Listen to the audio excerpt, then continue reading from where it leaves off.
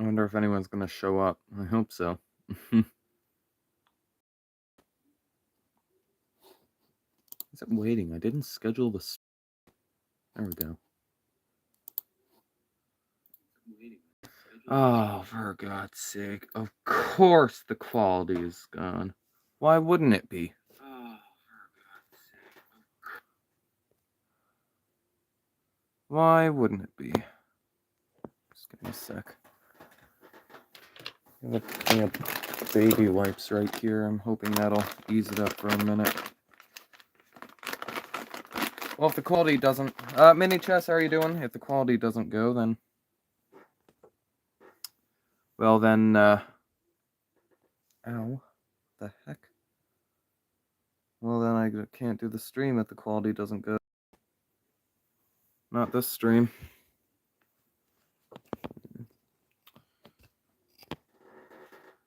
Alrighty.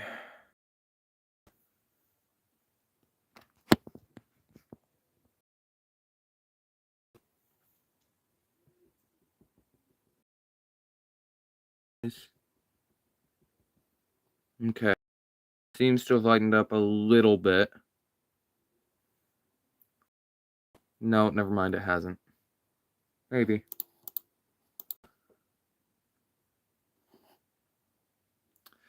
Well, I'm gonna hope it has, and, well, brief history is a thing where hopefully won't be too bad. We're gonna try the stream today. We might have to do it some other day. Send MC, how are you doing? Oh, congratulations, MC. Yeah, I know, Potato, I know. I want to stream today, alright? So today we're going to be going over Brief History Series 1. I made this almost 2 years ago. January 20th, 2024 is when the first episode came out. I can't believe almost 2 years. It's going to be... That was just about on the 1 year anniversary of my channel. So yeah, 3 years is coming up on my channel. Alrighty. So... Yeah, I'm sorry about the quality. I really am. Can this not be a big brat right now? Quit it.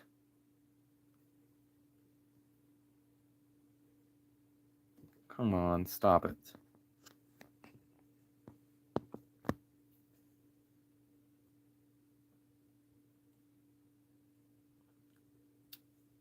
Oh, come off of it.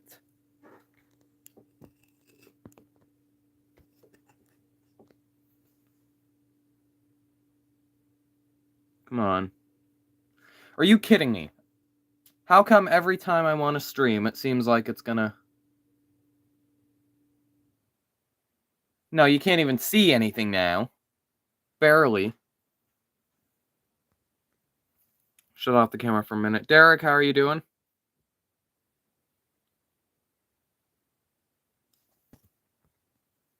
Do that. So, today we're going to be going over Brief History Series 1, which went through every single White Star Liner, just about. Oh, this is the entire series collection, so I have every episode here. We're not going to go through every episode today, because that's roughly 3 or 4 hours of footage right there. Alright, it's good enough. So, Brief History Series 1 was made 2 years ago. So there's a few things. Make Brief History videos different to how I made them, because originally Series 1 was supposed to be one big video. And, some information on ships like the first Traffic, are, well, a lot more info has come out about them, including images. Oh. Yeah, you gotta love ads. Clicked on the same video I was on. Yeah. God's sake. But that's okay. You can hear me, right? Yeah, you should be able to.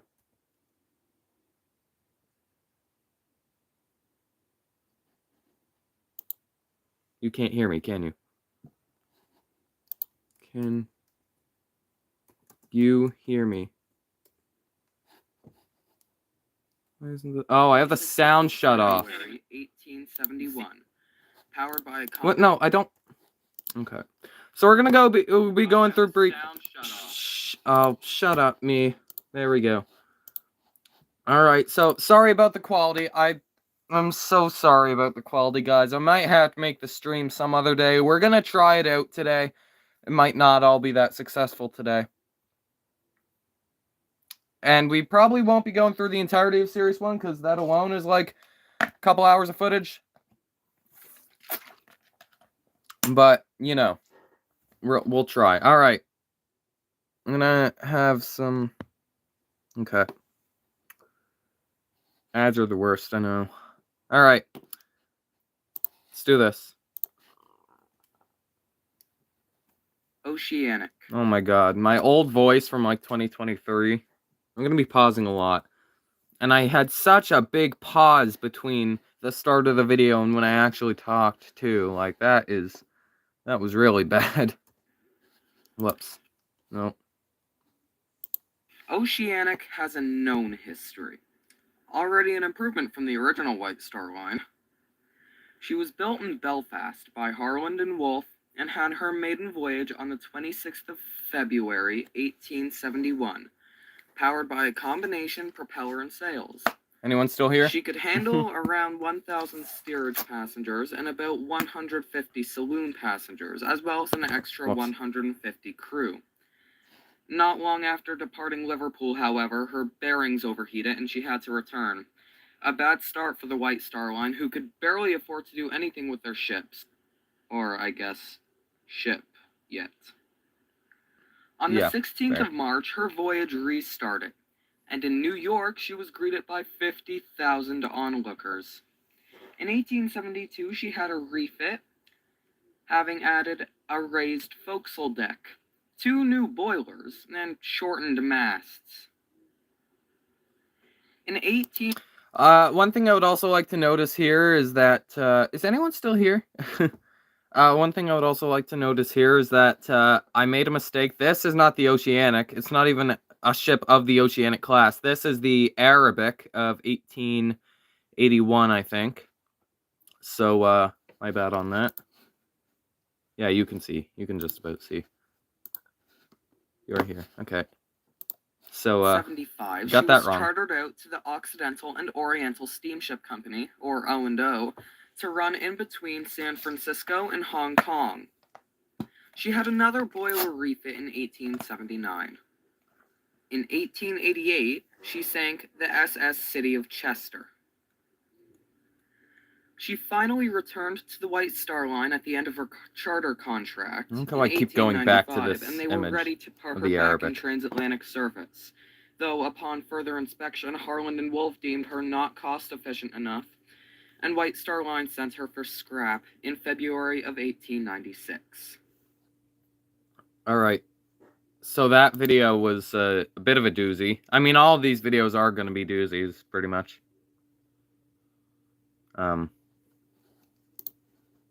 Yeah. Oh, God, why is that so...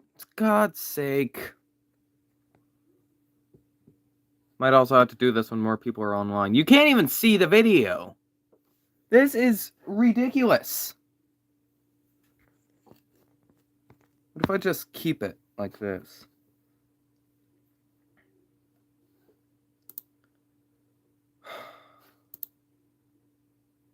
YouTube is ridiculous now.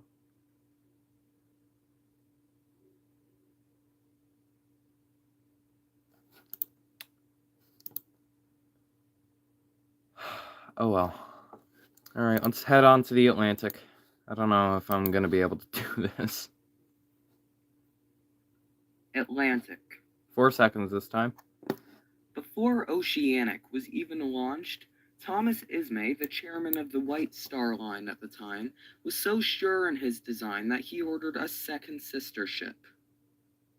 And then 4 more. But we'll get onto those in a sec. The second ship was called the Atlantic. She had her maiden voyage on the 8th of June, 1871, and on the 23rd of November of the same year, she collided with the SS Alexandria, but with minimal damage. Now, this claim that she had minimal damage, I'm not actually quite sure of, because I've seen sources say that, oh, she just bumped the Alexandria, it's not a big deal.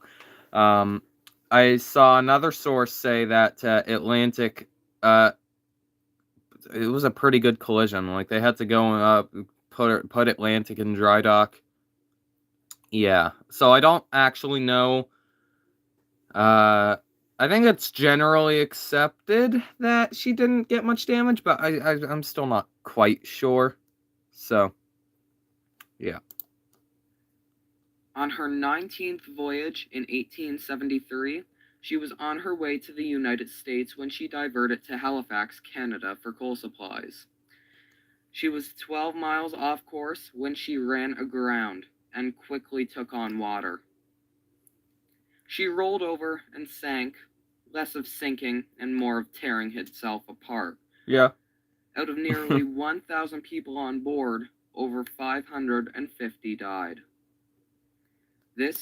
Oh, yes. I don't know if I put this in the Titanic's video, but I was gonna, since this was all gonna be one video in the entirety of Series 1, I did it a bit differently, and if a ship sank, I was thinking about putting where in the world she sank. The worst disaster for the White Star Line until the Titanic sinking in 1912, and it was the worst Atlantic Ocean maritime disaster until the French liner La Bourgogne sank in 1898.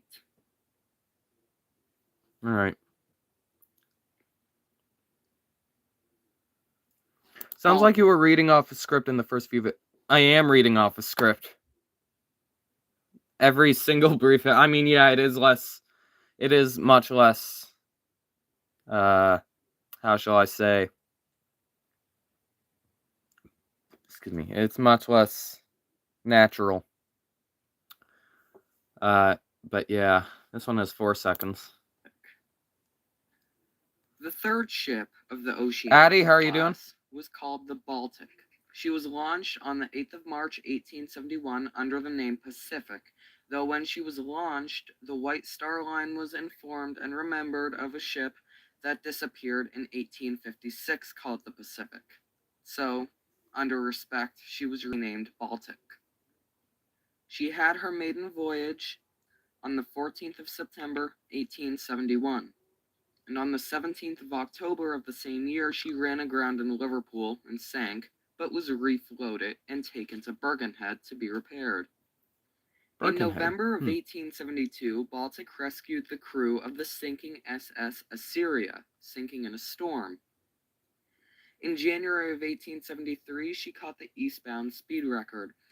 And in November of 1875, she rescued the crew of the which became waterlogged in the middle of the sea. In 1880, she ran and sank the SS Longford. Briefly, in 1883, she was chartered out to the Inman Line, and then in 1885 chartered out again to the Inman Line briefly. She was sold to the Holland America Line in 1888, which actually still exists today as a cruising company. Baltic was renamed Veendam. She had a refit in 1890, though on the 6th of February 1898, she collided with a shipwreck and sank. Out of everybody on board, nobody died. Yeah, so this is also a thing. You always hear the Oceanic class, the 6 ships of the Oceanic class, the Oceanic, Atlantic, Baltic, Republic, Adriatic, and Celtic.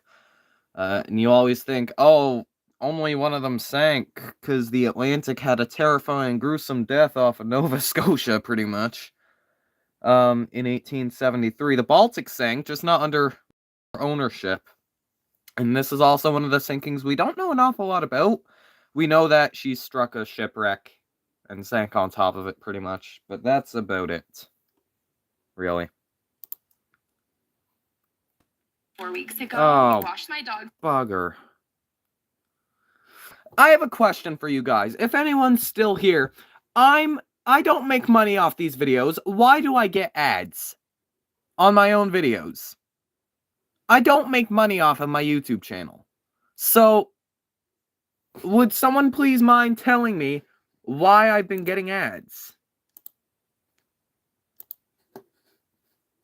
I'd appreciate that. That's only the third video. You serious? YouTube is pathetic sometimes. Goodness. Alright, here's the Asiatic. Whoops.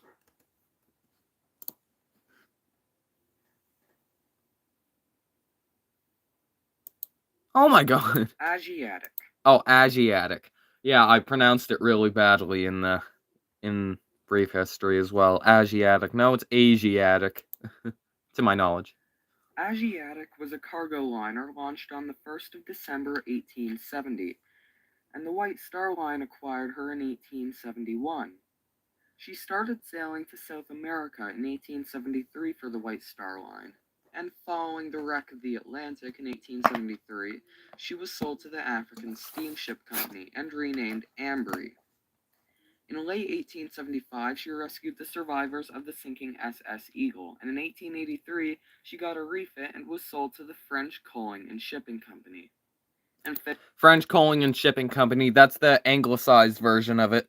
I was not about to butcher a really long French company name, so I translated it instead. That's what it translated to. February of 1903, Ambry wrecked off of Madagascar. That's also a shipwreck we don't know a lot about. She just wrecked off Madagascar. She's aground in this photo. I don't know if this is when she wrecked. She's on like a beach, so I could assume so. I don't think this was when she was part of the White Star Line, but she wasn't part of the White Star Line for she was only part of the White Star Line for a very tiny part of her career, 2 years, before she was sold off after the Atlantic.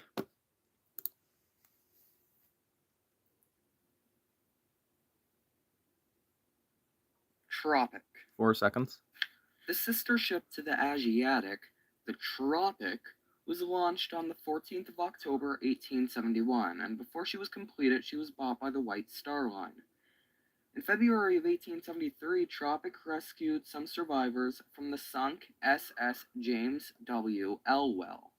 Turns out, James W. Elwell blew up 10 weeks prior. After the wreck of the Atlantic, she was sold to the Sarah Y. Font Company. Sarah Y. Font Company. In 1886, she was sold I did to not a know how different languages Spanish work. company. It was scrapped 10 weeks prior.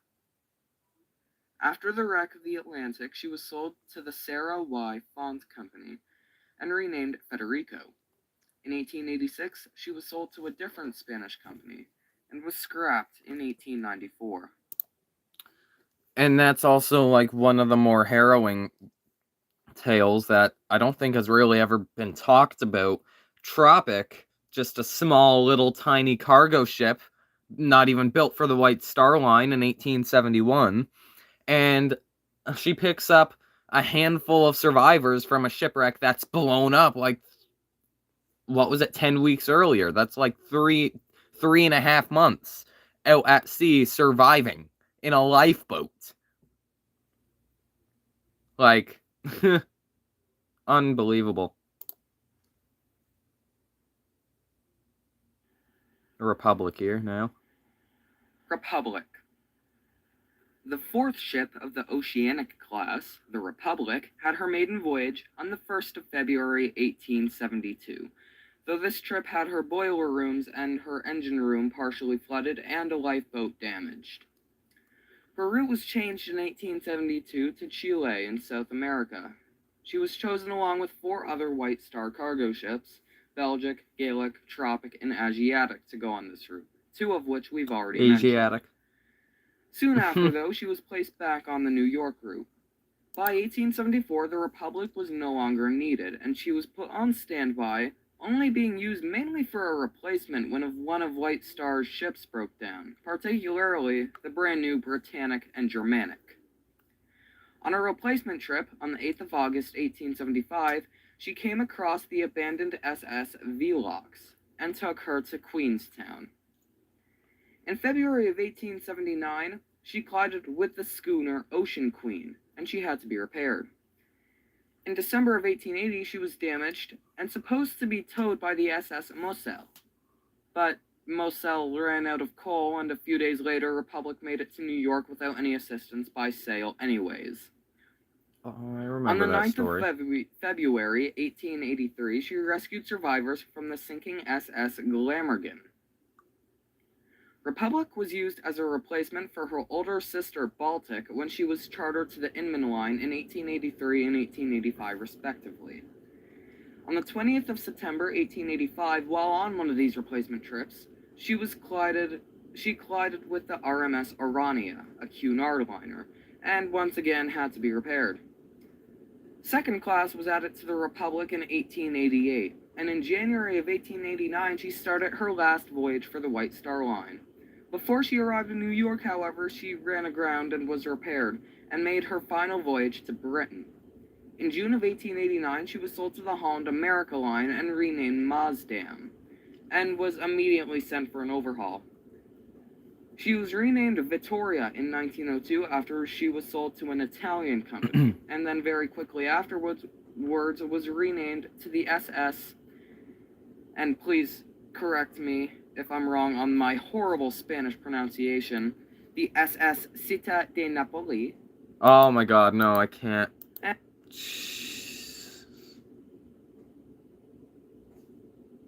That was horrible. And she served as housing in 1908 after the Messina earthquake. Finally, after a 37-year-long career, I messed up so much. If this were a brief history episode now, I would have retaked this. Just saying. Was finally scrapped in 1910. Okay, let's go to the Adriatic. Probably survived by eating... Oh! Okay, we're back to the Republic. Probably survived by eating fish and drinking rainwater. Yeah, that's what I would assume, so. Republic. Alright, back to the Adriatic. Adriatic. The fifth ship of the Oceanic class, the Adriatic, Beautiful painting here, by the way. had her maiden voyage on the 11th of April, 1872. Adriatic was the flagship of the company until 1874. 1 month after her maiden voyage, she won the speed record, and on the 4th of January 1873, she rescued the crew of the waterlogged SS Carmen. In October of 1874, she collided with the Cunard liner Parthia, and on the 8th of March 1875, yeah, this ship was all about collisions. SS Columbus. In December of 1875, she ran and sank the Harvest Queen, a ship once chartered by the original White Star Line. And she sank so quickly, Adriatic's crew didn't even know what ship they had struck. Of course, no one on Harvest Queen survived. On the 19th of July, 1878, I like this painting better, though. she ran the SS Hengist. And later, the same exact day, that being the 19th of July, 1878, she rammed and sank the G.A. Pike. Second class was added to Adriatic in 1884, and on the 4th of October 1889, she collided with her New York pier, having her starboard anchor drop straight through the dock. In 1897, she was deemed not cost-efficient enough and too old for transatlantic service. She was scrapped in 1899. Nope. Febreze. I don't care about Febreze. God's sake. It's been like 4 videos, really? And they're not even that long. YouTube ads are pathetic. No.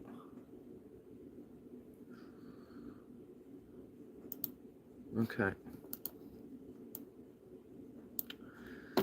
So, yeah, with the Adriatic there, like, this ship had, like, 15 trillion collisions. We always joke about the Olympic being the ship that collided with everything. No, the first Adriatic really is. Like, she collided with 2 ships in 1 day.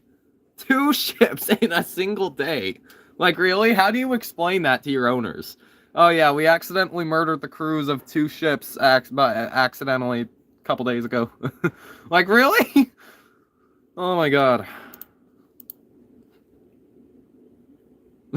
Oh, wait, no, we already went through this video, didn't we?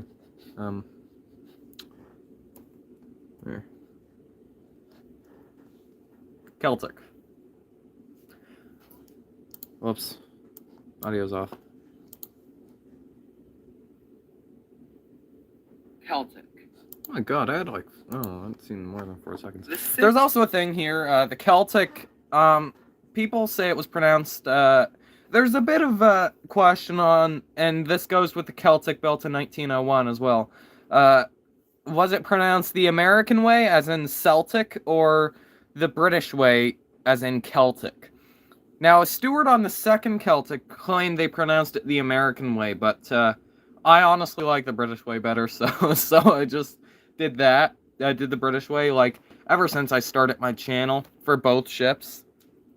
And, yeah, and I also find it more, I find it more real that they would use the British way, Celtic. Because, I mean, it was a British company. Pronounce it as Celtic. Yeah, it can really go either way. Doesn't really matter much. And final built for the Oceanic class was called the Celtic. Her maiden voyage was on the 24th of October, 1872. On the 18th of January, 1873, she collided with a shipwreck and had to be repaired. On the 15th of January, 1874, she collided with another shipwreck, and a White Star cargo liner, a later liner, which we will get to shortly, called the Gaelic, came to her assistance. On the 24th of January, 1877, she rescued survivors of the sinking SS Island Belle, and this resulted with her commanding officer getting a personal thanks from United States President Grant. In 1879, she lost her propeller and made her way to Queenstown by sail. And in November of 1881, she rescued survivors of the sinking SS Alice. On the 19th of May, 1887, she collided with the RMS Britannic, a ship that will be in this list soon. Celtic, while trying to maneuver out of the hull of the Britannic, accidentally rebounded and collided with Britannic 2 more times before finally sliding past her. And, whoops. They both made their way to New York with the assistance of the SS Marengo and the British Queen. Sorry, let me go back. On the 19th of May, 1887, she collided with the RMS Britannic, a ship that will be in this list soon. Celtic, while trying to maneuver out of the hull of the Britannic, accidentally rebounded and collided with Britannic 2 more times before finally sliding past her. They both made their way to New York with the assistance of the SS Marengo and the British Queen. And there's a bit of a fun fact about that. I might have put this in the Britannic's video, I'm honestly not sure, but in that collision between the Celtic and the Britannic, of course, Britannic took the brunt of the damage, and Britannic was evacuated partly, even though the captain tried to stop an evacuation. A young Eleanor Roosevelt. I don't know why I pronounced that so, like, foreignly. A young Eleanor Roosevelt, the future wife of U.S. President Franklin Roosevelt, was a passenger on the Britannic in that collision, and I believe she got in a boat and was transferred to the Celtic. And because of that incident, she had a lifelong fear of water craft. And Centaur has just said the same. Yeah, you're right. You said that before I made my point, but yeah. It's 100% correct. She was on the Britannic and then transferred to the Celtic in one of the launched boats. Because they thought Britannic was surely going to sink. A lot of the passengers, and probably quite a few of the crew as well. 93, she was sold to the Thingvala line. I forgot the Thingvala line existed. America. She wasn't a huge success, though, as she was too large for the passengers. So, America was scrapped in 1898. Alright. Oh, here we have the traffic. Yeah, the Celtic is your generic Oceanic class ship, essentially. Like, your generic design, generic life, couple collisions here and there, you know. Celtic is the generic one. And Oceanic. Traffic. And this is also the only image I put on the Traffic's video, because when I made this video around 2 years ago, there was no images we knew of the Traffic. Not publicly anyways. And obviously we have a few now. We have one towing a barge. I think there's one of her somewhere towing the Aquitania, helping towing the Aquitania. There's one where the SS Britannic that we were just talking about, she's behind that ship. It's the most famous photo of her, I think. And she's behind the Magnetic. She's behind the Magnetic, which is behind the Britannic. So, a couple White Star Liners in that photo. A one-off baggage tender for the White Star Line built in 1872. One off until 1896. She was launched on the 22nd of September in 1872 and completed in May of 1873. On the 10th of January... I also have a bit of a hard time believing that. I may have to go and recheck that at some point, because Traffic did unload some coal to the SS Atlantic in March 1873 on her final voyage, so I'm not sure how true that is. 1878, she collided with the Maggie Ann and started sinking, though before she went under, she was beached. She was sold to the Liverpool Letteridge and Company in 1896, and on the 5th of May 1941, she was sunk in the May Blitz of Liverpool. She was raised and put back into service, finally being scrapped in 1955. Oh. Traffic had possibly the longest career out of any White Star Liner in existence, and was also the smallest White Star Liner ever, even smaller than any of the Clipper ships and every of the Clipper ships. Every of the Clipper ships, yeah, that's English for you. Built for the White Star Line before Ismay rebooted the company. Yeah, so my grammar was not the best there. We're 32 minutes into the stream and we're only on the Traffic. Geez, yeah, this is gonna have to go into quite a few streams, I'm sure. I have a full history video that's roughly 8 minutes long of the Traffic on my history channel. If you want to check it out now or after the stream or never. It depends on you. But yeah, she had quite a few more questions than was told in the video. Gaelic. The Gaelic was a cargo liner launched on the 21st of September 1872 when the White Star Line bought her during construction. On the 15th of January 1874, she came to an assistance of another White Star Liner, which we already covered, the Celtic, when Celtic lost her propeller after colliding with a wreck. In 1875, she, her sister ship Belgic, which is next on this list, and the older Oceanic, which we already covered, were chartered out to the Occidental and Oriental Steamship Company. And in November of 1875, she was caught and damaged in a gale. In 1883, she lost a propeller shaft and was put into the port of Hancal, likely under sail. In 1883, she was sold to the Compagnie de Navigation La Flèche.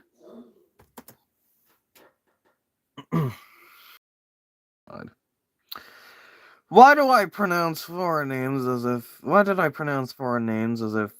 I knew how to pronounce it? That sounded so idiotic. I'm gonna slip back. And renamed Hugo. I apologize. In 1896, she ran aground in the Netherlands, and after being declared a loss, was scrapped on site. One of the few White Star Liners scrapped on site after being running aground. The another one, and maybe the only other one, was the Celtic of 1901. Gaelic. I said in the video, she was put into the port of Hancal, likely under sail, after she lost a propeller shaft. And that was the magnificent thing with ships like the Gaelic and the Oceanic and whatnot, that only had single propellers and 4 masts for sails. They had sails. Like, if the propellers failed, if all else failed, they had sail. Essentially. Now, the sails, there was quite a big drawback on them. They don't decide where the wind goes. In 1851, I think, the Collins liner Atlantic, I think it was the Atlantic, not the Atlantic here, the different one. a paddle steamer.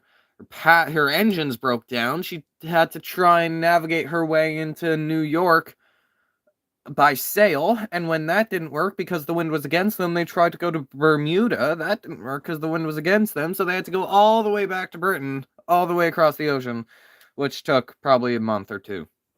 And in the meantime, the ship was, after a while, presumed lost with everyone on board, essentially, which might be a bit of foreshadowing to what actually happened to her sister ship, the Pacific, because that's exactly what happened to her. But, different topic for different video. Oh, for God's sake. Really? Really, YouTube?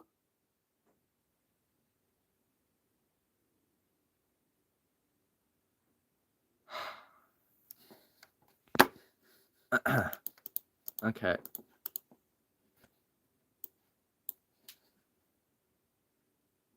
Alright. Get on to the next one. Belgic. The Belgic was a cargo steamer built for a Liverpool company, though during construction she was bought by the White Star Line. She had her maiden voyage on the 29th of March, 1873, and though she was a cargo ship, she sometimes carried up to 40 saloon passengers. In 1874, she rescued the broken-down SS Tornitz and towed her to America. In 1875, she was chartered to the O&O Company, and in 1883 was sold to the Compagnie de Navigation. On the 27th of January, Gonna skip that name, you don't need to hear that aground cringy. and was sent Okay, back fine. to La Flecha with her sister and renamed Sorry. Gofredo. On the 27th of January, 1884, she ran aground and was sent back to Liverpool for repairs. The next time she left Liverpool, on the 26th of February, she ran aground again. This time, it was damaged too much, and she wrecked.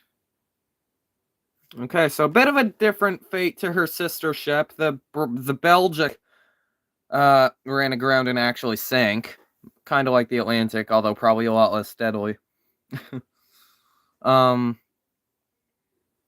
sister ship ran aground and was scrapped, so yeah. Now on to the Britannic, the one we've all been waiting for. If anyone's still here.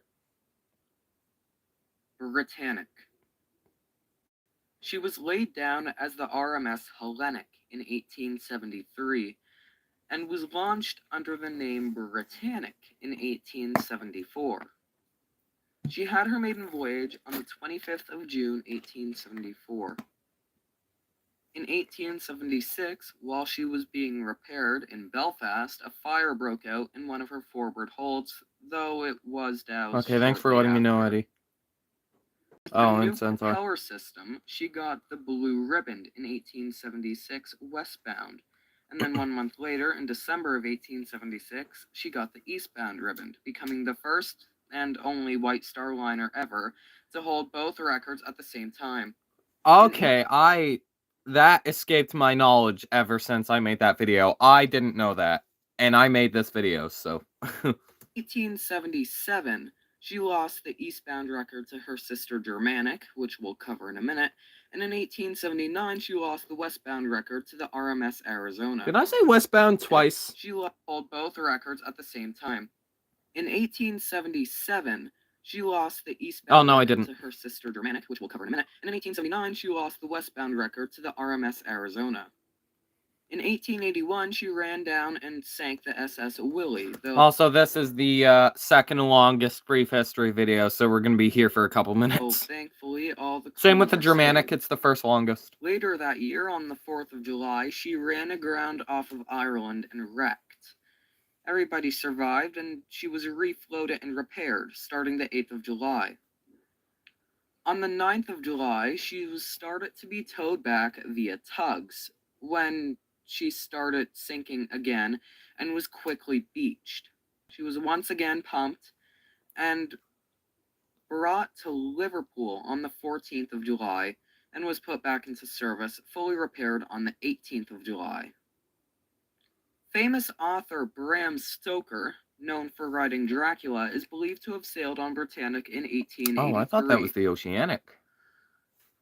On the 13th of January, 1887, she collided with the SS St. Filans. On the 9th of May, 1887, Collision. an older White Star liner collided with the Britannic, the Celtic, which T-boned Britannic. Celtic, trying to maneuver out of Britannic's hull, ended up rebounding towards Britannic and colliding with her 2 more times before finally sliding past her. Britannic nearly wrecked from this, and passengers were about to be evacuated when Captain Perry slightly reassured them, saying that they would be fine, and he would in fact be correct. Britannic and Celtic, under the assistance of the SS Marengo and the SS British Queen, limped back to New York, barely surviving. An interesting fact about this is that during the collision, a 2.5-year-old girl called Eleanor was on board, and in a panic got into one of Britannic's boats, and she and her family were transferred to the Celtic. Now, what's so special about this? Her name was Eleanor Roosevelt, and she would later become the future First Lady of the United States, married to future President Roosevelt. I say future President Roosevelt as if there was only one. There were 2 President Roosevelts, one from 1901 to 1909, and the other from 1933 to 1945. I'm talking about, of course, Franklin D. Roosevelt, 33 to 45. And the Roosevelt that died in office. Fun fact, Eleanor Roosevelt was her name. Like, she didn't have a maiden name or anything like that. She was Franklin's cousin, if I'm not mistaken. They didn't have to change names whatsoever. They were both part of the same family. Now, they were somewhat distantly related, but they were still cousins pretty closely. In fact, I think they might have been, I don't know, so don't quote me on this, but if I'm not mistaken, which again I could be, Franklin Roosevelt was more related to Eleanor Roosevelt than he was to Theodore Roosevelt, so. As a result of this, Eleanor had a distinct fear for watercraft ever since then. Yeah, she was born Eleanor Roosevelt. The court ruled that both captains were to blame for the collision. In 1890, Britannic rammed and sank a brig called the Charowitz. In 1891, now 17-year-old Britannic claimed her fastest crossing on record, 6 days, 7 hours, and 52 minutes. In 1899, she was called into service for wartime as a troop ship and painted for the white. South African War, or the Second Boer War. She was renamed to the HMT Britannic as opposed to the former RMS Britannic. In 1900, Britannic sailed to Australia to represent the And I say she was renamed HMT Britannic. She wasn't renamed, she was reclassified. Kingdom at the inauguration of the Australian Commonwealth. On her return trip, she ran aground in the Suez Canal and was refloated shortly after. Sound familiar? In 1902, she was returned to the White Star Line under the abbreviation RMS again, and was thought that it could be reused and modernized like her sister Germanic was, but Harland and Wolff concluded that it wouldn't be cost-effective, so as a result, she was sold for scrap in 1903.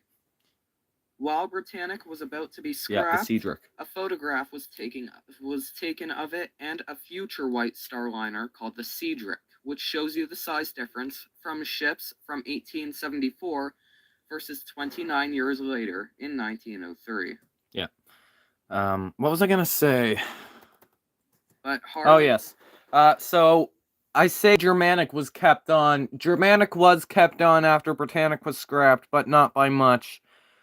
Britannic was sold in 1903 for scrap. Germanic was sold in 1905, not for scrap. She was sold to a different company. Miraculously, she wasn't actually scrapped until 1950. But I'm getting ahead of myself. That's in the next video. Cost-effective. Germanic. Germanic was launched as the sister ship to the Britannic, and she had her maiden voyage on the 20th of May, 1875, and replaced the Oceanic after it was chartered out to the Occidental. The longest brief history video on record, by the way. In 1876, Germanic broke a speed record, and in 1877 took the westbound crossing Westbound crossing. On the 7th of November, 1880, she collided with the SS Samarang, and while Germanic was relatively undamaged, it had to be beached. In January of 1883, Germanic's propeller shaft sheared out, and she had to make the rest of her voyage under sail. In April of 1885, Germanic, approximately 500 miles from Ireland, encountered a massive storm, possibly the biggest storm a White Star liner had seen to this date. During this, a rogue wave smashed over the ship, broke in the skylights to the engine room, flooding it and the boiler rooms. A hole was torn into her reading room, flooding it, and then some staterooms and saloons were flooded too. It tore several lifeboats away, and her pilot house was smashed in. Yeah, she was really damaged after that rogue wave. Like, she wasn't quite in danger of sinking, but she was extremely waterlogged after that wave came out. 18 passengers were injured, and a sailor was washed overboard and never recovered. Yeah. The captain of Germanic decided it was not safe enough to continue, thus making this the first White Star voyage aboard it due to bad weather. On the 14th of January, 1886, she was driven ashore and sank, but refloated. In 1895, 20-year-old Germanic was examined by Harland and Wolff and taken out of service for a massive refit. Her boilers were replaced, her funnels were heightened, and her interiors were completely gutted and overhauled.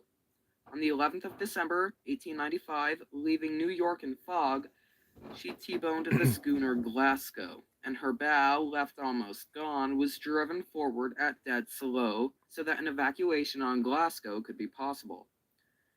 When Germanic parted from the Glasgow, the schooner obviously very quickly sank. And afterwards, the highly damaged Germanic returned back to New York. Yeah, and that's a thing, when a collision happened like that, that's a thing that the ship that was colliding, that was doing the colliding, their commanders usually try to keep them at dead slow, or even just slow ahead, to try and keep their bow wedged in the ship that they were T-boning, and that would therefore cover up most of the hole in the hull and give some time for an evacuation. And that's what they tried to do with ships like the Empress of Ireland. Captain Kendall on the Empress of Ireland in 1914 shouted to the Storstad's captain, "Keep your engines ahead," or something like that. Like, you got a megaphone, "Keep your engines ahead. We're gonna try an evacuation," or something like that. Now, because of the river currents in the St. Lawrence, that wasn't possible, and the Storstad did end up parting ways with the Empress of Ireland, and, well, 14 minutes later, the Empress sank. So, didn't always work, but that's what they tried to do. In February of 1899, in a massive blizzard, she arrived in New York incredibly top-heavy, from snow and ice covering her that was hard to be removed. It also didn't help that she was listing heavily to port because of winds, so much so that water began entering the ship, and she gave in, and in New York Harbor, Germanic, now with a hull covered in ice, looking like it was painted white, sank in the harbor. She was pumped and refloated, a process which took about a week. After careful examination, she was proved to be cost-effective enough to be put back into service for White Star. In 1904, she was transferred to the American line and served for 6 voyages. In 1905, she was renamed Ottawa and sold to the Dominion line. In the summer, Germanic went on the Quebec City to Montreal route, and in the winter, Liverpool to Halifax. In 1911, under the name... Didn't Teutonic hit a rogue wave that washed 2 people off the Crow's Nest? Yes, she did. And I don't know if we'll get to that in this stream. I'm hoping we will, because we only have one more decade to go through before we get to Teutonic. But the people in the Crow's Nest did end up being saved, if I'm not mistaken. can't speak German. Please correct me and forgive me if I get And I said, I don't speak German. That's a Turkish word. I got the language wrong, so I really do apologize. These are not great videos. This is why I'm trying to review them and add some more to them and correct what I can. This is not a German ship. This was a Turkish ship by this point. I'm sorry. Gulshamal, I think it is. Gulshamal, I think. She left for Constantinople after she was bought by the Ottoman Empire. She was used as a troop ship carrying troops to and from Yemen and the Ottoman, and was transferred to the Black Sea in 1912. On the 3rd of May 1915, during World War I duty, she was torpedoed by the HMS E-14, but didn't sink, and under assistance was brought back to Istanbul, though E-14 thought that in fact they did sink Gulshamal, and reported back to the United Kingdom that Gulshamal was sunk with a massive loss of life. With German assistance, she was shortly put back into service. She was finally returning troops in 1919, and after the fall of the Ottoman Empire in 1920, she became a Turkish ship. Now, for the 3rd or 4th time, she was put back into the Black Sea route. She was sold to a company whose name I'm not even going to try to butcher, and her name was changed to comply with the new alphabet in Turkey. In 1931, she grounded in The name was essentially the same, just spelt differently. Was put back into service shortly after. In 1937, she was almost completely retired and took no part in World War II. In 1949, she was used as a warehouse ship, and finally, after 75 years of existence, scrapped in 1950. Germanic is... Oh, God's sake. Germanic is probably the longest serving White Star Liner, commercial White Star Liner, if you don't count the traffic, which wasn't really a commercial liner, was it? It was more of a tender. I say more of a tender, she was a tender. Okay, we're well into the Arabic now. God. She had a really long career, like, unbelievably long. Ship just refused to die. It's one of those ships.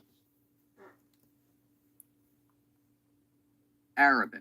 So we're into the 1880s now. Yeah, that whole thing, 53 minutes of stream, was just the 1870s. Originally supposed to be called the Asiatic, the second one White Star would have had, but her name was changed to Arabic during construction.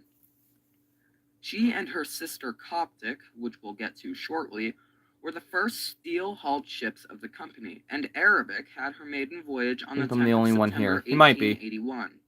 It says there's 4 people here right now, so I don't know. She glided with a steamer named Globe, and in 1882, she was chartered out to the Occidental and Oriental Line. On the 2nd of June, 1882, she docked in Hong Kong with a damaged propeller, and in 1887 was sent back to White Star.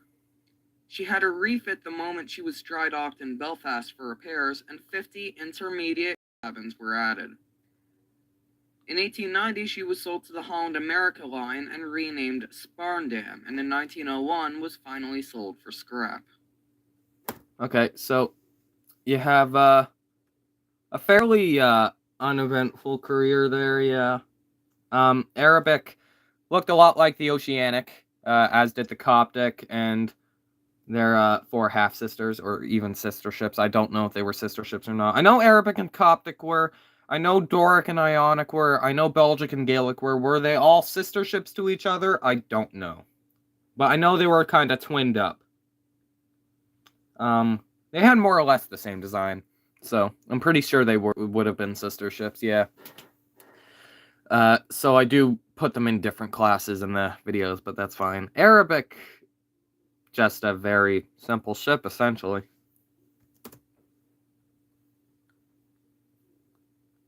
Coptic.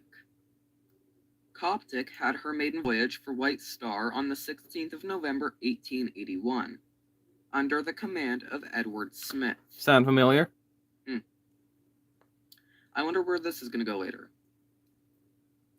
Anyways, on her maiden return voyage, she encountered a hurricane which destroyed many of her boats and drowned 2 of her crew. In 1888, I say that so calmly. Oh, she just hit a hurricane. 2 of her crew died. It's fine. But in all seriousness, I believe she was either an Australian liner or a Trans-Pacific liner. She wasn't transatlantic, I don't think. I think she was Trans-Pacific. So, yeah, that stuff, much more dangerous ocean there.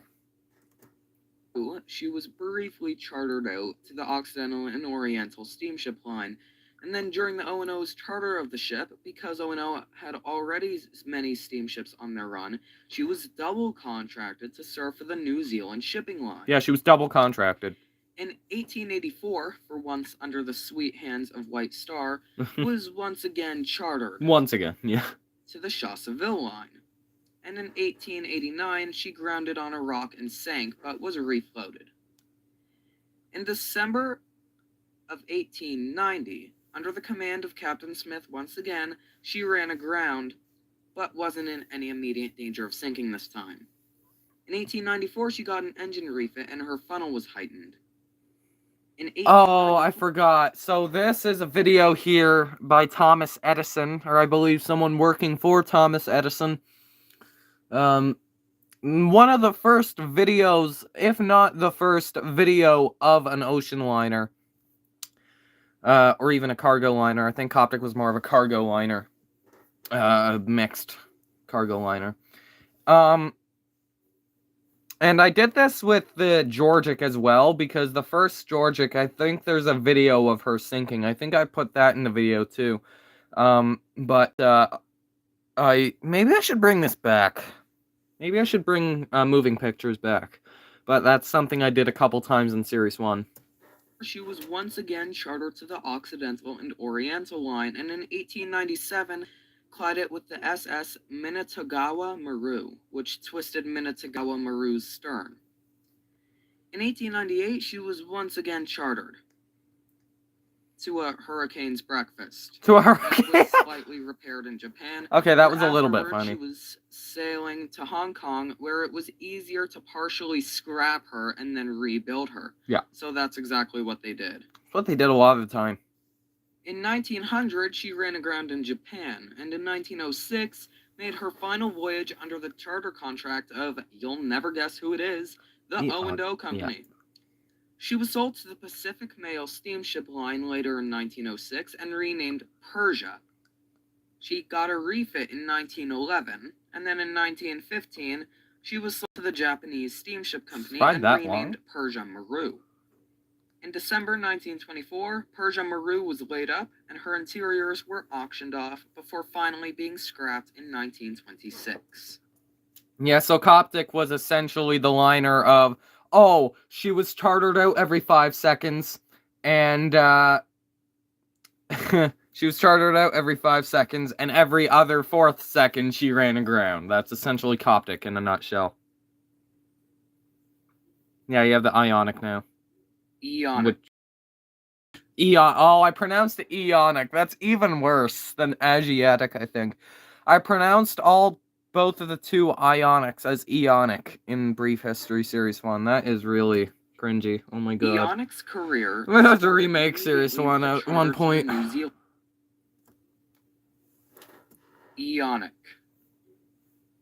Eonic's career started immediately with a charter to the New Zealand Line, along with her sister, who we'll get to shortly, and the previously mentioned Coptic, because the New Zealand Line was about to get some new ships, and they needed some ships for the gap left behind.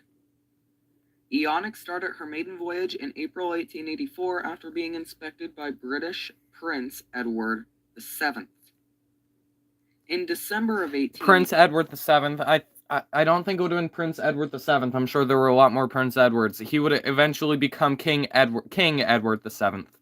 1901 to 1910, I think. 1884, she was put on a joint route, managed by the Shaw, Seville, and Albion Line, but owned by the White Star Line.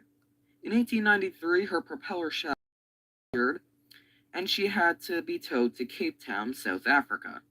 In 1894, she was inspected by Harland and Wolff and refitted. In 1899, she transported horses during the Boer War, and in 1900 was chartered by the Spanish government to be a troop ship during the Spanish-American War. During this, she mainly transported troops to and from Manila, Philippines. Later in 1900, after her Spanish contract ended, White Star sold her to the Aberdeen Line to replace the SS Thermopylae, which had wrecked in 1899. Oceanic was renamed Sophocles, and after an uneventful Aberdeen career, she was scrapped in 1908. The Aberdeen Line they named their ships weird things. Thermosticles, Thermopylae, or was it just Sophocles? I don't remember. But, yeah. And with the Arabic, Coptic, Ionic, and the other three sister ships, they were essentially, I said this with the Coptic, but all 6 ships were essentially built for charter. That's essentially what they were built for. They were built half for White Star service and half for literally anyone else. Pretty much. Doric. Doric, along with the previously mentioned Ionic and Coptic, started her career with a charter to the New Zealand Line. She had her maiden voyage on the 6th of January 1885 with the White Star, Shaw Seville, and Albion charter route. In 1893, a new White Star liner was delivered to replace the Doric and the Coptic. The Gothic had her maiden voyage that year and ran the joint route instead. In 1895, Doric was inspected by Harland and Wolff and had her interiors gutted and rebuilt and new engine replacements. In 1896, she was transferred to another joint route, the White Star O&O route, from San Francisco to Hong Kong and back again. In 1906, she was transferred to the Pacific Mail Steamship Company and renamed the Asia. In 1907, she had her maiden voyage for this company, but on the 23rd of April, 1911... Bit of a premature end to the Doric. I think her wreck was also burned by locals, or looted first and then burned by the locals. I don't know exactly. That might have been a different ship, but I think I forgot to mention that in this video. Doric was, in fact, burned, if I'm not mistaken. New Swiffer mop. I don't care about the new Swiffer mop. So how are you guys doing? Can you see the stream? I hope so. Yeah, just about.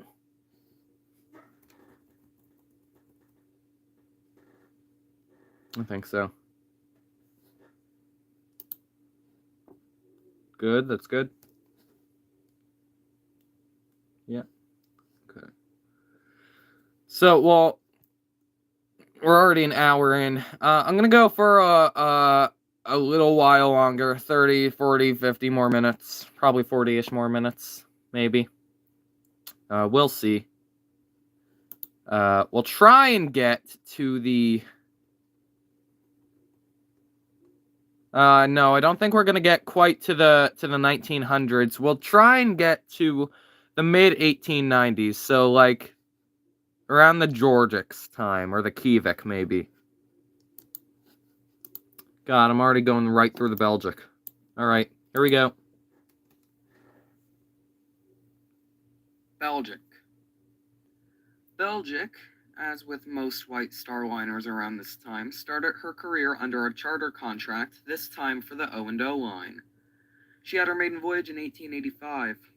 In 1894, she was ran by the RMS Ulysses while loading in China, and in 1895, ran aground in Japan but was refloated.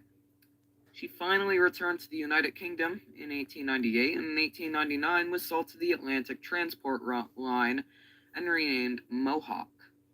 Mohawk had a refit before being put into service, and then put on the transatlantic. Red, how are you doing? In 1900, she was requisitioned as a troop ship for the Second Boer War, and she was returned in 1902. It was decided that she was not cost efficient enough, and she was scrapped in 1903. Very generic career with the Belgic. Gaelic. Gaelic I think was Gaelic had launched much in of the same February career. of 1885, and upon completion was chartered out to the O&O Company. On the 14th of August 1896, she ran aground in Japan, but was refloated and taken to Nagasaki for repairs. In 1904, her contract ended. How are you and she was doing, sent Red? back to Belfast for refitting. Harland and Wolff repaired and refitted her before 1905, when the White Star Line sold her to the Pacific Steam Navigation Line and renamed Callow. She was finally retired and scrapped in 1907. Yeah, Belgic and Gaelic had pretty generic careers, but, yeah.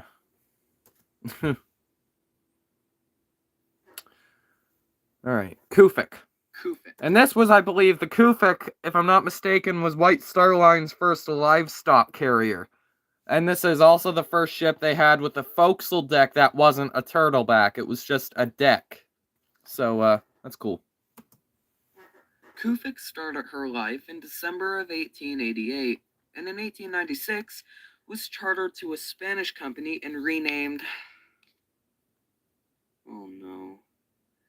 Nuestra I don't wanna. Senora de Guadalupe. Oh, jeez. I'm cringing so hard. In 1898, she was returned. This is why I and don't renamed try and back pronounce to foreign Kufik. names. In 1901, she... Can I propose you a ship for a brief history? Well, brief history, you can, but it'll have to wait for some sort of holiday, and a lot of people have been asking that lately. I think I need to re-emphasize. Brief history is mainly of, like, the episodes have been chosen a while ago. I can do a holiday special, but it'll have to wait for some sort of holiday. sold to the Dominion Line, renamed Manxman, and put on the Canadian route. At some point during her career, she was sold to a different Canadian company, and in 1917 was called into troop service for the war efforts. On the 18th of December 1919, she wrecked in the Atlantic, and all crew were lost. Yeah, I don't know exactly. This is also one of the wrecks of the White Star Line that is not really talked about that much. Kufik sank. I don't know. If all of her crew went down, then she must have had a pretty violent end. Maybe something like the Atlantic, I want to say. But if it was out in the middle of the ocean, I don't know what it would have been in 1919 after the war. Not sure. Maybe it was rough waves. So I don't know if she was offshore and people saw her sink, which is why we know how she sank. Well, I don't even know if we know how she sank. She might have just disappeared without a trace. Here's one of my favorite brief history episodes, nice and long, the Kufik's sister ship. The next series. As of right now, I'm not actually planning a series 4 of brief history. And if it were to come out, it would probably come out at the end of the tail end of this year. I'm not planning a season 4, so it'd have to be a holiday special. Because I feel like it crams my uploads a bit too much.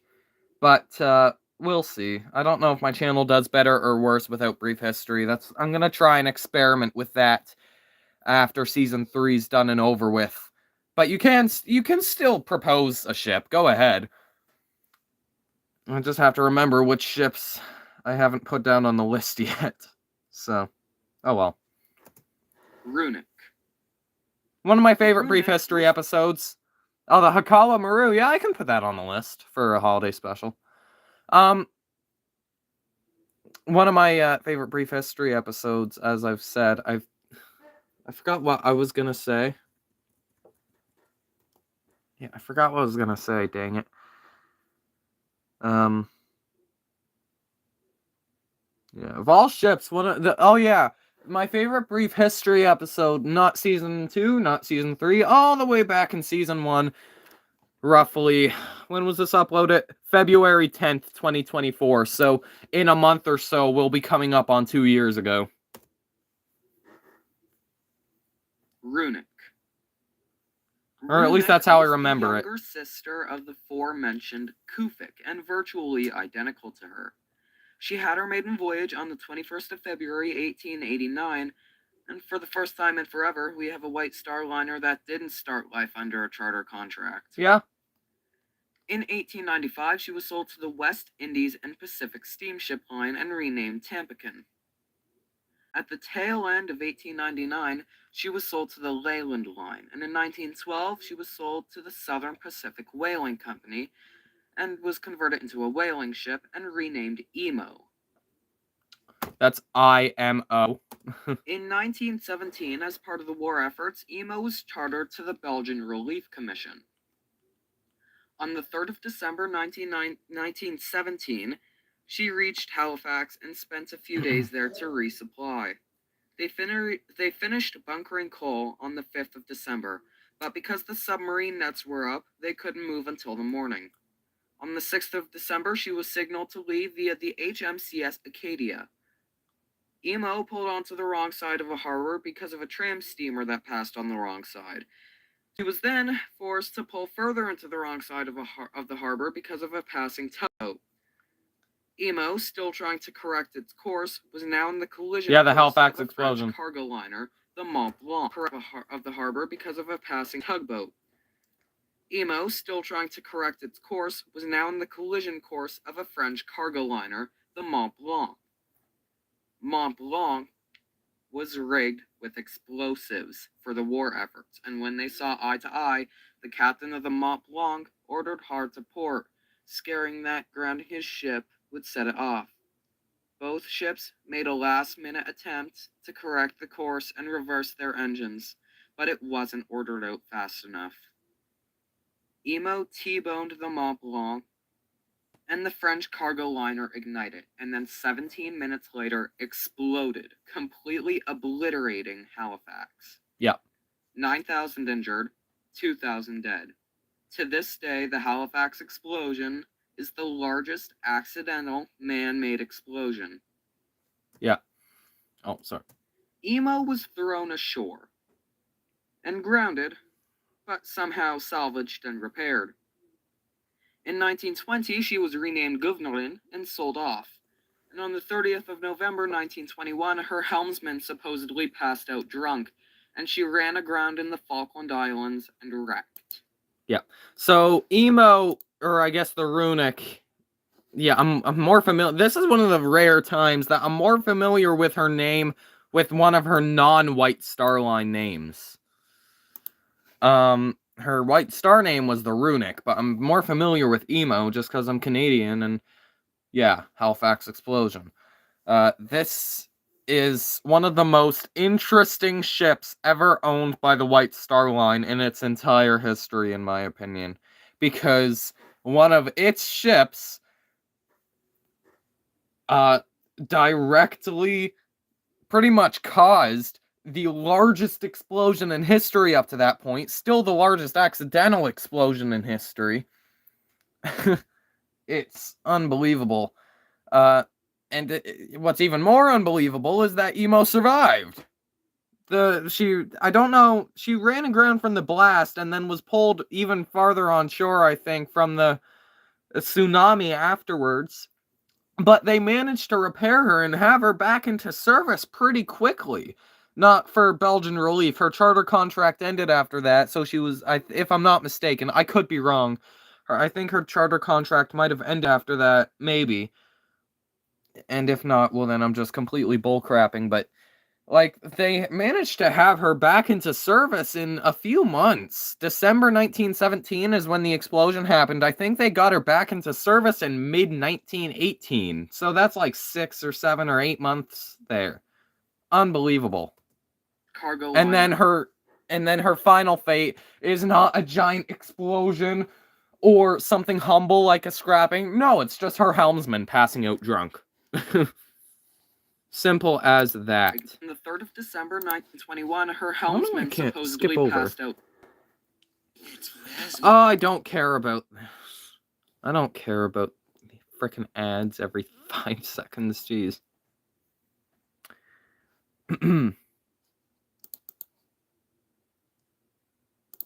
Okay. All right, we made it to the Teutonic.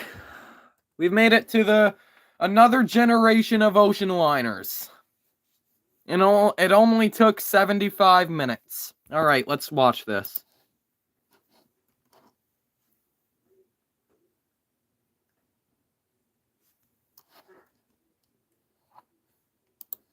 The heck?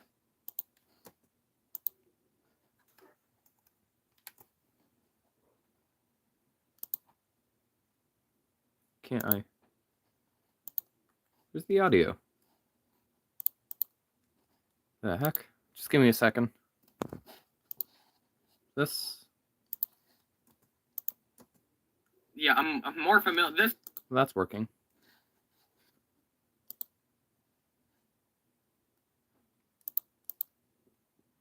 Why isn't this working? It's gonna give me an ad, isn't it? No, it didn't. Why is this not working? Just give me a second, guys.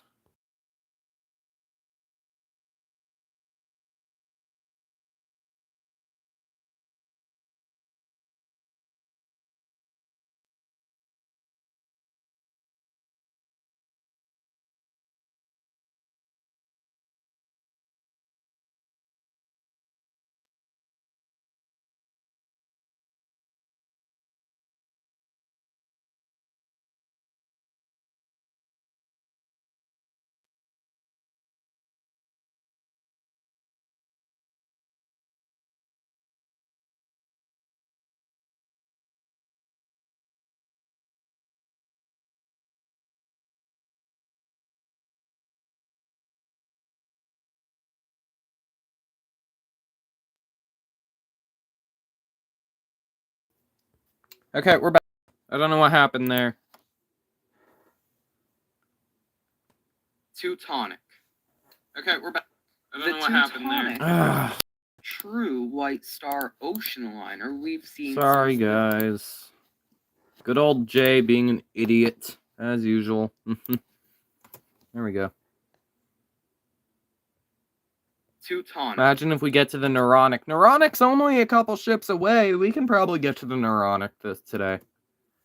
The Teutonic was the first true White Star ocean liner we've seen since the Germanic, at least in my eyes anyways, and she had her maiden voyage on the 7th of August, 1889. Teutonic was the first White Star liner with twin propellers, and she was also the first White Star liner to ditch sails.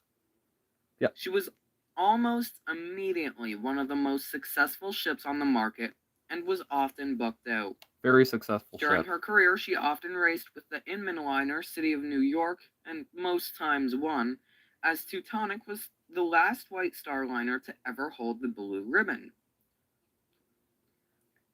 At one point, she was racing City of New York and beat her by 3 hours. She didn't just beat the City of New York, though.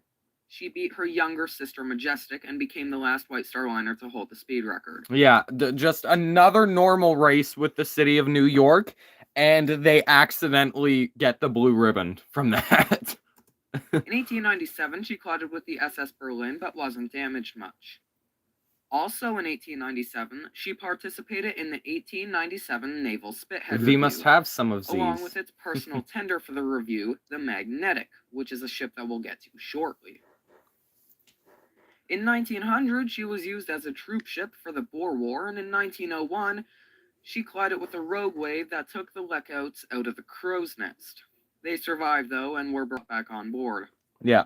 Teutonic, her younger sister Majestic, and the newer ships, Oceanic and Adriatic, which we'll get to later, were brought onto White Star's new express service. Regular Wednesday departures from Southampton to Cherbourg to Queenstown to New York, and back again. In 1911, White Star acquired a new ship, the Olympic, which replaced the Teutonic, and so she was sold to the Dominion Line on the Canadian route. In 1913, she was refitted to a second and third class ship, and in October 1913 nearly struck an iceberg.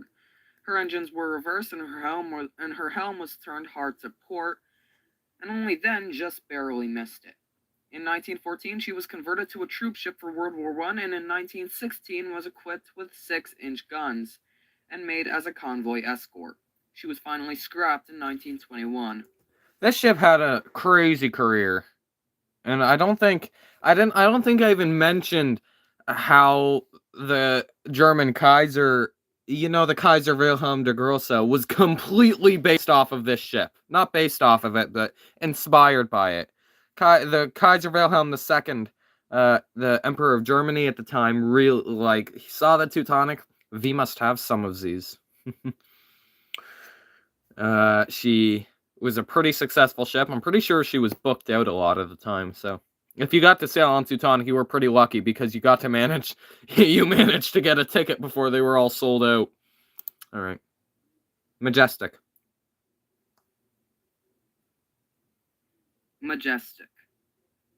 Majestic was the younger sister of the Teutonic, and she had her maiden voyage on the 2nd of April, 1890. In 1891, she got the speed record for 2 weeks. Teutonic ruined Majestic's moment. Let's just say that. Yeah. In 1899, she was called into service for the Boer War under Captain Smith, and in 1902, she got a refit with newer boilers and taller funnels. In 1905, she caught fire in her bunkers, but was later repaired. In 1907, she was put on regular Wednesday departures along with the Teutonic. Kaiser Wilhelm der Grosse's design was also inspired by the Guion planned liner, the Oregon. Yeah, that canceled Guion liner. Guion. I don't know how it's pronounced. And the later Oceanic and Adriatic. Just like the Olympic replaced the Teutonic in 1911, the newer Titanic replaced the Majestic in 1912, so Majestic was laid up. Though, spoiler alert, but probably not. Titanic sank on her maiden voyage, so Majestic was quickly put back into service. In 1913, Majestic rescued survivors of the sinking schooner Garon, and in 1914 it was finally sold for scrap. And Majestic had I feel like if she was a little bit more underwhelming than Teutonic simply because she was scrapped earlier, and I don't know why, because she was the younger ship. You would think Teutonic would be scrapped earlier. Majestic was scrapped right before World War I started, so she never took part in that.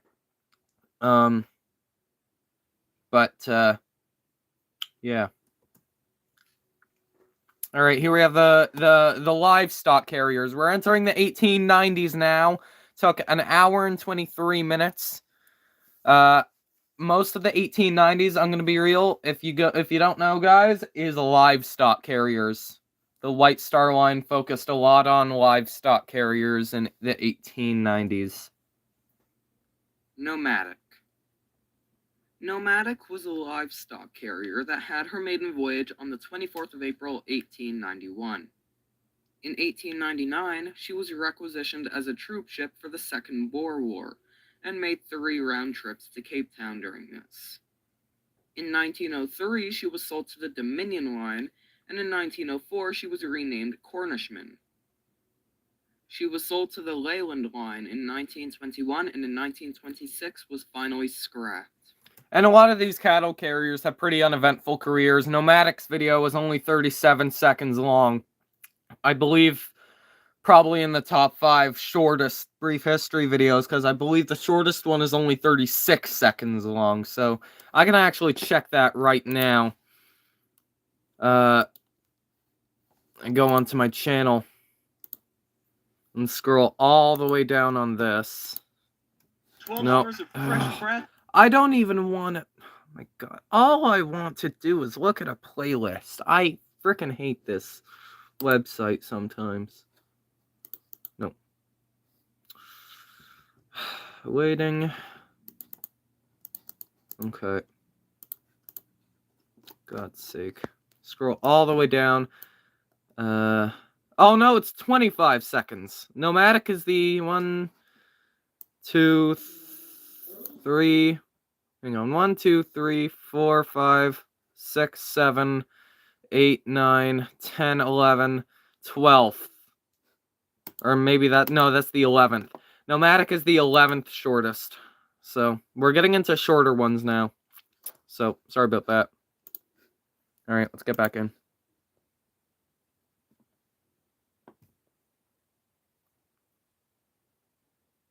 Oh, yeah. Tuareg.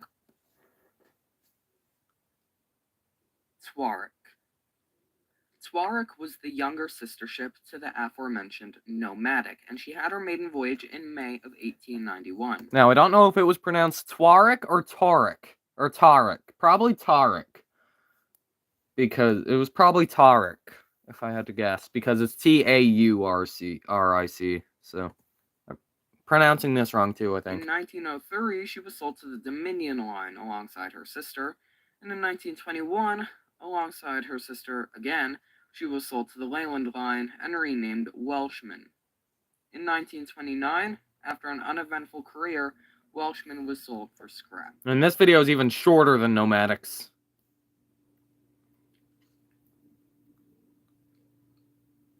Magnetic. Magnetic was a passenger tender completed in June of 1891. She was based in Liverpool and wasn't just a tender. She was a tugboat, a water boat, a coal and baggage tender. Okay. Basically, any small job the White Star had was given to the Magnetic. Yeah, Nomadic was very much the everything White Star liner. She was a tender tug. She was literally everything, pretty much. That's just how she was designed. I always kind of like ships like that. That they're designed in a way that they can do pretty much anything. In 1897, during the Spithead Naval Review, she was the personal tender of the previously mentioned Teutonic. And in 1903, when White Star acquired the Baltic, Magnetic was almost Which is in the background here. used as Baltic's personal tender. In this famous photo taken Oh, in yes. I think you all know what I'm going at here. 1912 of the Olympic and the Titanic, Magnetic was actually the ship that was beside the Olympic. In 1915, she collided with and sank the schooner Kate, with only one of the Kate's 4 crew surviving. In 1925, Magnetic caught fire and started sinking, but was beached and repaired in Liverpool. In 1932, she was sold to the Alexandra Towing Company and renamed Ride. Ride resumed her duties in 1933, and in 1934 was converted to an excursion ship based in Llandudno. In 1935, Ride was finally sold for scrap. Very notable ship here. Very small, but very notable. This is quite possibly one of my favorite images of just White Star liners, because, oh, you have 2 big White Star liners here. You have 2 White Star liners here. No, you don't. You have 3. I don't know what this ship is. It's just some random tugboat. This ship was also a White Star liner. I always loved that. Ireland. Oh, yeah. So the next video is the America. The Ireland and the America were tender ships. I made these afterwards. I made these at the end of 2024, so it doesn't seem like that long I made them, really, when I was making them. I added, I think, 4 new brief history videos to Series 1 that needed to be added because I was missing them, or at least 3, because there's also one that was added at this time. I also had to renumber every single brief history video after the Magnetic, so that was a pain, but oh well. I think this was this after Season 2 premiered? No, it was just before Season 2. So, yeah. Ordered, laid down, launched, and put in service all in 1891, the Ireland was a paddle steamship tender built for the White Star Line that served for Queenstown, serving many White Star liners during her career, alongside her sister ship America. One of the ships these 2 tenders served was the ill-fated RMS Titanic, which we will get to eventually. In fact, I recorded this 7 months after the series ended. Yep. Of April 1912, in memorial and respect, Ireland and America's flags were flown at half-mast. In 1918, she was called into service for World War I as a mine layer, and after the war, had a pretty uneventful career. She was scrapped in 1928. Ireland and America. I guess I should go into the America next. before I go America. to talking about them. The sister ship of the Ireland, the America, was also a tender built for the White Star Line in 1891 for the Queenstown service. Alongside her sister ship, she tendered multiple ships, including the Titanic on the 11th of April, 1912. Just over a week later, on the 19th of April, her flags were flown at half-mast in respect. At some point during her service, she was renamed Seymour, and under that name was scrapped many years later in 1945. Yeah, America outlived Ireland by a pretty good amount, if I'm not mistaken. When did I say Ireland was scrapped? In 1945. Oh. Oh, wait, no, that was the America. So, Neuronic, we did get to the Neuronic. She was scrapped in 1928. Yeah, America outlived the Ireland by a pretty good amount, and until I made these videos, I didn't even know they were White Star Liners. Alright, let's get on to the Neuronic. Neuronic. Neuronic is a mysterious ship. It had its maiden voyage as a livestock carrier for the White Star Line on the 15th of July, 1892. And in November of 1892, she arrived in Liverpool with 34 lost animals, despite that voyage having very nice weather.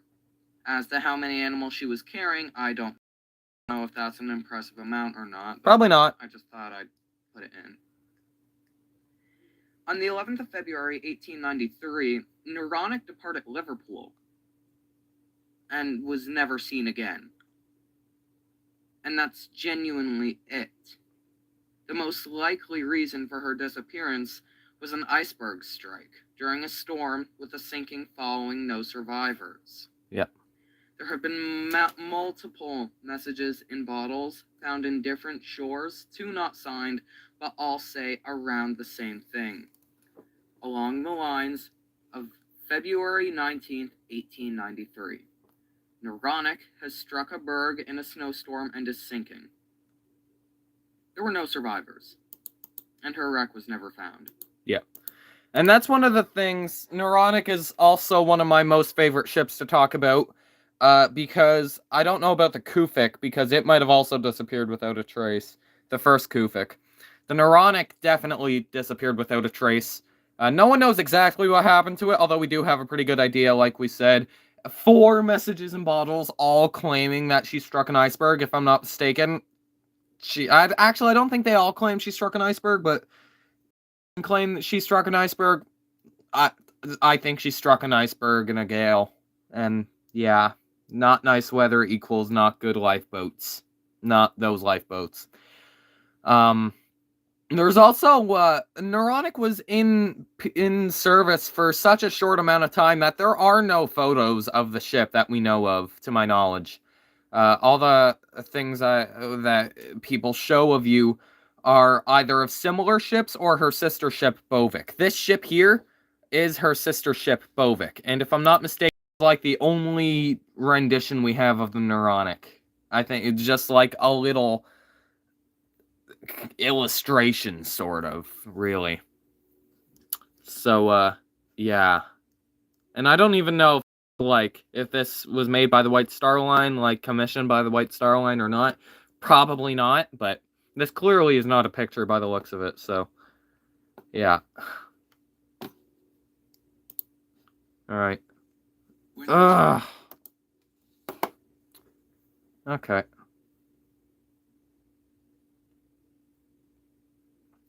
Didn't think we'd get to the Neuronic today. Honestly. Okay. Bovic. Alrighty. Alrighty, let's get started on the Bovic. Now, where do I want to end the stream at? I'll try and end it. I'll try and end it at around Rue next time. See if we can make it to the 1900s. We'll see. Happened again, didn't Bovic it? Oh, no, was the younger sister ship to the Neuronic, and she had her maiden voyage on the 26th of August, 1892. She was put on the White Star Manchester joint route, and in 1893, following the disappearance of her older sister ship, tests were made on the Bovic to disprove some theories of how Neuronic could have sank. In 1900, her cargo hold caught fire and nearly spread to another White Star liner docked beside her, the second Oceanic, which we'll get to soon. Maybe not in The this fire stream, we'll was see. doused, though, and both ships were fine. In 1914, her masts were cut down to size so she could fit under the bridges in the Manchester Canal.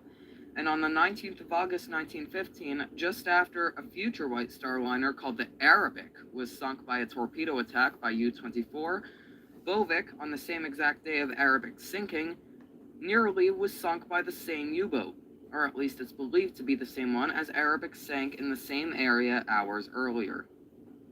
In 1917, she was called into service as a ship for World War I. She was returned in 1919 and came back into service in 1921. In 1922, she was sold to the Leyland Line and renamed Colonian, and her masts were rebuilt back to their original size. She was scrapped in 1928. Bovic is almost just as interesting as Neuronic, in my opinion. Like, she almost burnt out a brand new express liner. Sold a few times, and, well, you know. Kind of a generic career, but still pretty interesting, in my opinion. She was the sister ship to the Neuronic, and she outlived it by pretty much her entire career. Actually, so you know what, guys? I think this is about where I'm going to end the video. The Bovic is good enough for tonight. So that we got 30 episodes in. There are 93 episodes of Brief History Series 1. So maybe this will be split up into... maybe this will be split up into 3 streams. We'll see. Yeah, there's this. I'm hoping this turned out decent. Did you guys enjoy it? Is anyone still here? I don't know if anyone's still here. If so, I hope you guys enjoyed it. Because, yeah, the quality was not great this stream, and I apologize for that. Addie is still here. Okay. So, I'm gonna end the stream here. So, I'll probably do something similar from episode 30 to 60 of season 1, or I guess 31 to 60. So that next stream might be, if we do the same amount of episodes, the Gothic all the way to the Mersey of 1894, and then the rest will be every other ship. So, yeah, we'll see. Alright, I'm gonna head out tonight, guys. Sorry for the low quality again. And, have a good night.